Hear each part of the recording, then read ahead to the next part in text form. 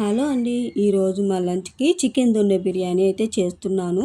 బిర్యానీ అంటే చాలా రకాలు ఉంటాయి. కానీ ఈ చికెన్ దొన్నె బిర్యానీ ఆ టేస్టే వేరు. మా తమ్ముడు చికెన్ తెచ్చాడు. ఏదైనా స్పెషల్ చేద్దాం అనుకున్నా. అందుకే చికెన్ దొన్నె బిర్యానీ చేస్తున్నాను. ముందుగా నేను రైస్ అయితే నానబెట్టుకుంటున్నాను. నేను నార్మల్ రైసే నానబెట్టుకున్నాను. తర్వాత చికెన్ కూడా నీట్ గా వాష్ చేసి పెట్టుకున్నాను. తర్వాత ఒక మిక్సీ జార్ తీసుకొని అందులో కొత్తిమీర అయితే వేసుకుంటున్నాను. కొత్తిమీర వేసుకున్న తర్వాత ఇందులోనే పుదీనా కూడా వేసేసుకుంటున్నాను.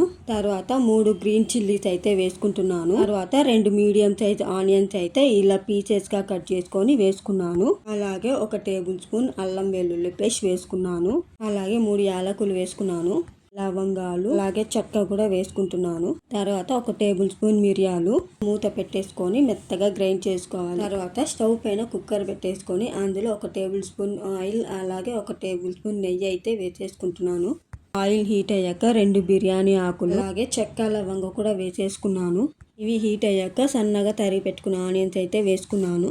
ఇదంతా ఒకసారి మిక్స్ చేసేసుకొని బ్రౌన్ కలర్ వచ్చేదాకా వేగనివ్వాలి. చూసారు కదా, ఆనియన్స్ అయితే వేగిపోయాయి. ఇప్పుడు టమాటోస్ అయితే వేసుకున్నాను. టొమాటోస్ మగ్గిపోయిన తర్వాత ఇందాక గ్రైండ్ చేసి పెట్టుకున్న పేస్ట్ ఉంది కదా, అది ఇప్పుడు ఇందులో వేసేసుకోవాలి. ఇదంతా మిక్స్ చేసేసుకొని పచ్చివాసన పోయేదాకా వేగనివ్వాలి. గ్రైండ్ చేసుకునేటప్పుడే కొంచెం పుదీనా కొత్తిమీర అయితే ఎక్కువ వేసుకోండి. అప్పుడే టేస్ట్ బాగుంటుంది. చూసారు కదా, మసాలా అయితే చక్కగా వేగిపోయింది. తర్వాత ఇందులో సరిపడా కారం, పసుపు, ఉప్పు వేసుకొని ఒకసారి బాగా మిక్స్ చేసేసుకోవాలి. చూసారు కదా, గ్రేవీ అయితే ఇలా వస్తుంది. తర్వాత ఇందాక వాష్ చేసి పెట్టుకున్న చికెన్ పీసెస్ అయితే ఇప్పుడు ఇందులో వేసేసుకున్నాను. చికెన్ పీసెస్ వేసుకున్న తర్వాత ఇదంతా కలిసేలాగా ఒకసారి మిక్స్ చేసుకోవాలి. ఇప్పుడు ఇందులో ముందుగా నానబెట్టుకున్న రైస్ అయితే వేసేసుకుంటున్నాను. ఇక్కడ నేను 2 గ్లాసెస్ రైస్ తీసుకున్నాను కాబట్టి ఒక 4 గ్లాసెస్ వాటర్ అయితే వేసేసుకుంటున్నాను. తర్వాత ఇదంతా మిక్స్ చేసేసుకొని కుక్కర్ మూత పెట్టేసుకొని ఒక 3 విజిల్స్ వచ్చేదాకా ఉంచుకోవాలి.